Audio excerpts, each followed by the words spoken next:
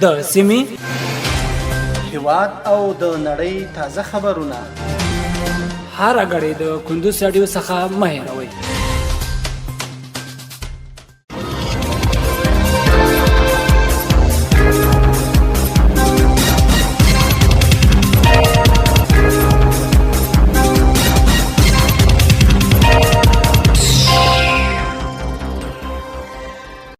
سلامونه د کندوز رادیو درنو اوریدونکو ستړي مشئ پام اړم د کندوز رادیو څخه د دې سات تازه مهمو وروستۍ خبرونه ته. نن سه شنبه د سرطان یا د چنګاښ د میاشتې 12مه د 2023 میلادي کال د جولای د میاشتې 2 نیټې سره سمون لري.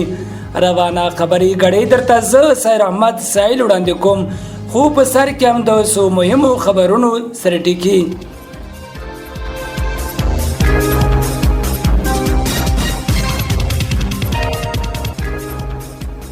کندوز کې 2 روغتیايي پروژې ګټې اخیستنې ته وسپارل شوې.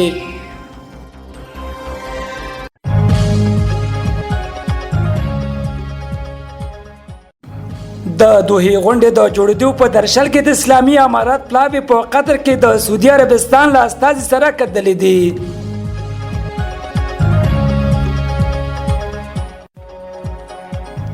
او روسي تیره یوه اونۍ کې 800 ګلایډ بمونه کارولي.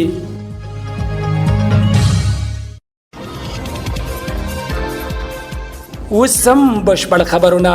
کندوز کې 2 روغتیايي پروژې ګټې اخیستنې ته وسپارل شوې. د کندوز د عامې روغتیا ریاست مسؤلینو دغه ولایت په حوزوي روغتون کې د نږدې $200,000 په لګښت 2 روغتیايي پروژو د بشپړېدو خبر ورکړی دی.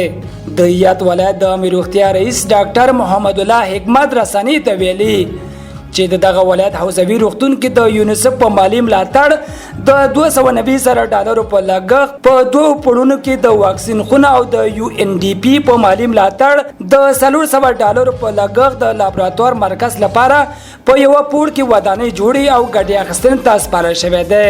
حکمت زیاته کړې چې د لابراتوار مرکز لپاره د $500 په ارزښت اړوند عصري او مجهز وسایل هم اخیستل شوي دي.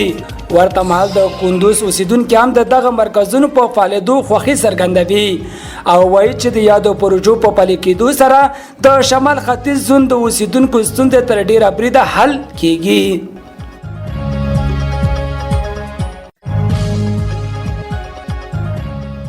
د دوحې غونډې د جوړېدو په درشل کې د اسلامي امارات پلاوی په قطر کې د سعودي عربستان له استازي سره کتلې دي.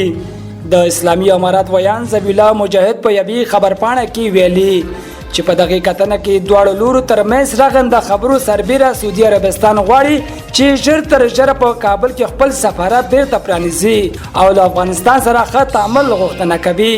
ښاغلي مجاهد همدارنګه لیکلي چې افغانستان هم د سعودي عربستان ته یو مهم هیواد په سترګه ګوري.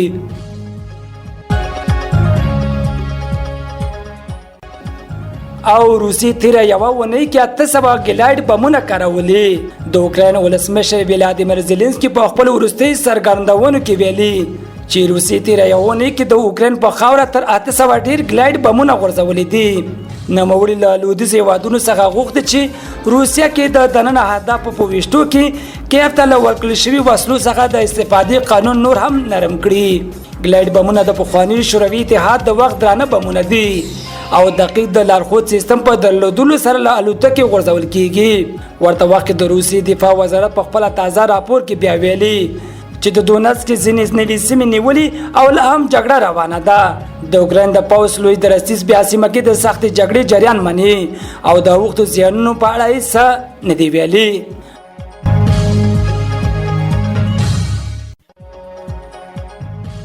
درنو اوریدونکو په خبري غړي کې راټول شي مطالب هم دمرول. تر بلې خبري غړي لوی عمل شه.